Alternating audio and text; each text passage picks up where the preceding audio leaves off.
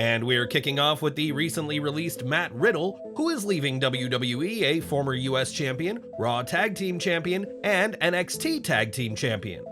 It appears now that Riddle may not be looking for work though, as Rob Feinstein, the controversial founder of ROH, recently took to social media to reveal he has reached out to the original Bro.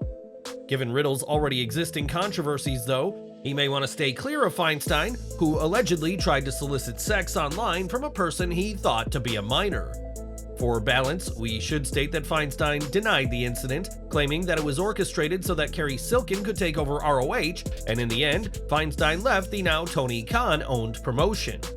Whatever happens next for Riddle in the ring, we'll have to wait until his non-compete clause expires on December 20th. And what do you want to see next in the career of the original Bro? Of course, not everyone is sad to see Riddle out of WWE, as his ex-girlfriend Daniela Petro has often spoken out against the now former superstar. Petro has alleged multiple times that Riddle was abusive during their relationship, saying he forced her into sex, and on social media, she said she cried tears of joy when learning of his release. This comment caught the attention of Misha Montana, Riddle's current girlfriend, who called it a new low for Petro to celebrate someone losing their job. Montana went further, calling Petro an evil lowlife for saying this about Riddle, a father of 5 with another child on the way, adding it'd be comedic if it weren't so disgusting. Matt Riddle could have had a bright future ahead of him, but it won't be in WWE for the time being, and we'll have to see what's next for Riddle away from the Stamford promotion. This week has seen WWE cut several names from its main roster and NXT, but now former bodybuilder Melanie Brzezinski has been let go from her developmental contract. On Instagram, Brzezinski thanked WWE for an amazing experience that she will forever be grateful for, but for now, her career in the ring, at least a WWE ring, is over. It's been reported that WWE intends to recall a few released wrestlers, but at this point, that seems highly unlikely. But we know to never say never when it comes to WWE and talent. On this week's Smackdown, John Cena confirmed that he'll be wrestling at the Fastlane Premium Live event, though his tag team partner AJ Styles was attacked before he could sign the contract. WWE had initially intended on LA Knight being Cena's partner, and no matter who John teams up with next month, this week fans had the chance to see him in action. In a post-show dark match, Cena squared off against the talented Montez Ford, but it should come as no surprise that it was Big Match John who got the win. It remains to be seen who Cena teams with at Fastlane, as a medical issue caused Knight to miss Smackdown, and he had originally been the one who was supposed to sign Cena's contract. If Knight recovers in time, then it'll likely be he and Cena teaming against Solo Sikoa and Jimmy Uso at Fastlane, but the fans at Smackdown were lucky to receive a rare John Cena match after this week's show. Last year, AJ Styles signed a new WWE contract, and while he didn't join AEW as many fans were hoping to see, the Phenomenal One was name-dropped on this week's Collision. During FTR's World Tag Team title match with the Workhorsemen, Kevin Kelly stated that Anthony Henry has watched a lot of Styles matches, in a mention that didn't go unnoticed by fans at home.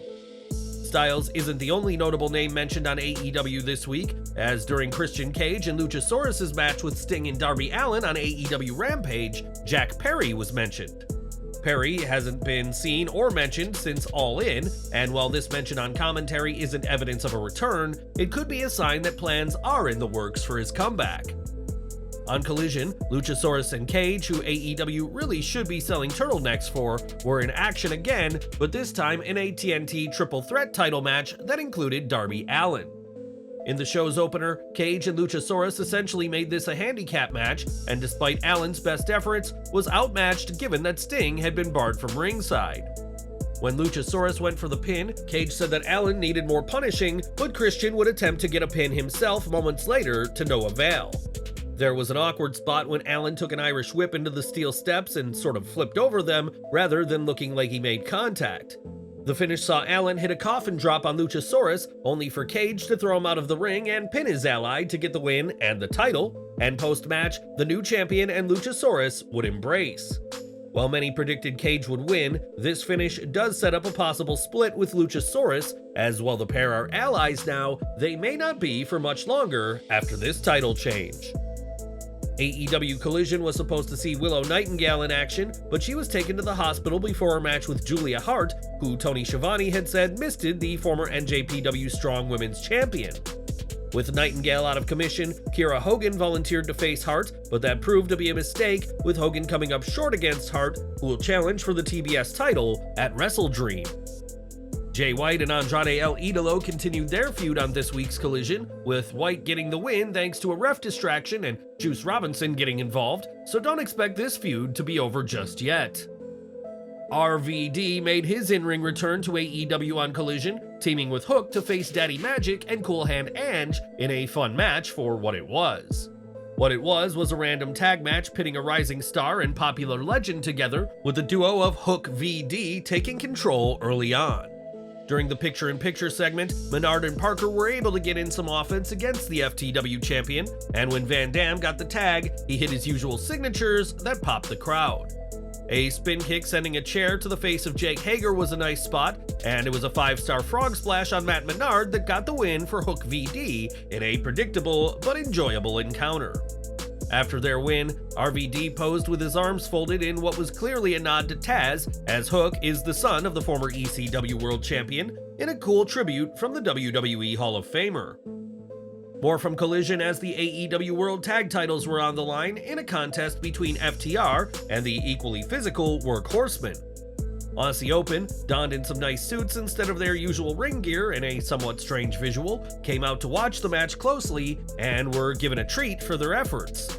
The crowd too were loving every second of the match, especially Anthony Drake's epic moonsault, which was arguably the highlight of the short match. FTR retained the titles before the show even had a chance to have a commercial break, but it was a fun sprint and definitely put some eyes on the Workhorsemen. In the main event, Bryan Danielson and Ricky Starks faced off in a Texas death match, and the pair wasted no time in taking the fight out of the ring. Danielson was throwing drinks and garbage on Starks as he beat him throughout the crowd, while Starks would hit a huge dive from the top rope out of the ring that almost sent he, Danielson, and security over the guardrail. There was another dive spot that didn't go quite as planned, as when Starks was walking on a hand railing, he stopped and hopped down, seemingly realizing that Danielson was too far away. A ring bell shot by Starks on the Dragon drew first blood in what was essentially a last man standing match in a contest that probably should have been commercial free on pay-per-view. Starks had much different gear for the match, donning long tights and a tank top instead of his usual trunks, and in the end, it was Danielson who got the win, stomping Starks into the mat and hitting a chain-assisted running knee for the win, much to the chagrin of the petty and hilarious Nigel McGuinness on commentary. Starks might be the heel, but he was getting a lot of cheers, even against a popular star like Danielson, in another huge match for the 2023 Owen Hart Men's Tournament winner. This week's Collision featured a much stronger card than the 2-hour Rampage the previous night, and came across as a big improvement.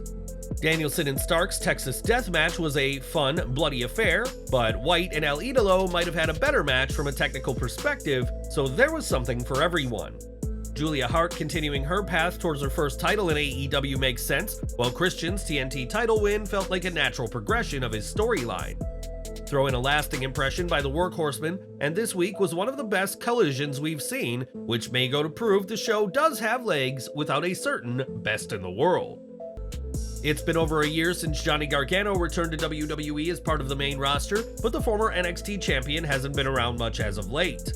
Gargano's friend Tommaso Ciampa has even been putting up missing person posters around seeking his friend, but Fightful Select reports that Gargano was in WWE's HQ in Stamford this week. That could indicate that they are inching closer to Johnny Wrestling's in-ring return, as there has been rumors for months of a DIY reunion, something that countless fans would be elated to see. In March 2017, Jake Hager was granted his requested release from WWE, and in the years since then, the former World Heavyweight Champion has made a name for himself in AEW and MMA.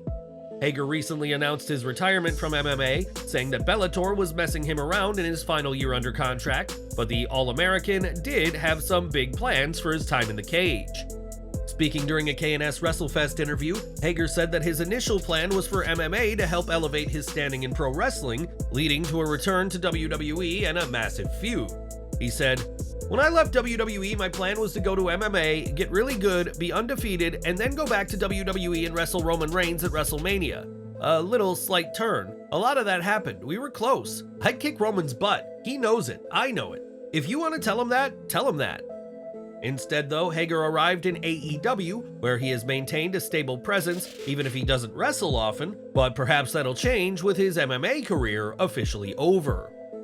Now, with so many superstars released from WWE this week, it's only natural that some will end up joining AEW, but which names will be making the move?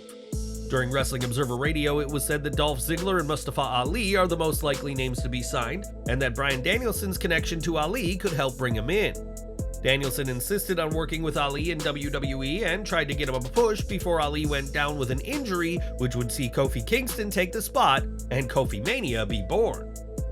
Speaking on the Brand podcast, wrestling veteran Ben Hammond speculated that Ali's future will see the former superstar return to his previous life before wrestling. He said, "I think he's going to be back on the south side of Chicago wearing, a bulletproof vest and being a cop again. I do. I don't see that with a family. I think he's got 3 kids now, and to be on the road, I don't see Tony Khan signing him to a high-priced deal." If Ali does wrestle again, it'll only be after his non-compete clause expires, and what do you want to see next for the ex-Retribution leader? While he may not be the villain he once was, MJF still loves riling up fans, but this week, the AEW World Champion broke character with a touching video. On Twitter, MJF shared a video of a fan with a learning disability who received the champ's autograph, and the fan, Marco, was over the moon with his gift. In the tweet, MJF said he'd never given a free autograph before, and had now changed his mind and wanted $50 for the signature in what was a fun and touching post by AEW's top star. For over 3 decades, Monday nights have been synonymous with Raw for wrestling fans, but it appears that Monday Night Raw may not be Monday Night Raw in the future. As explained on Wrestling Observer Radio, there absolutely is talk of Raw moving off Mondays, given that the red brand is destroyed in the ratings by football each year. It was noted that WWE Raw might lose a lot of viewers if it gets moved off Mondays, because it's an institution, and fans have been programmed to start their week with Raw each Monday night. With WWE's rights with the USA Network up for renewal in 2024, these are interesting times for the red brand, whose fate on Monday nights remains in question no matter who broadcasts the show. And we're ending with WWE, as at SummerSlam, Io Sky won the WWE Women's title, her first singles championship on the main roster, but there was a recent botch from WWE's graphics department. For a match card promoting Sky vs. Asuka, the title Sky was holding still featured Asuka's side plates, as well Sky has her own side plates now. WWE mistakenly used Asuka's plates this time.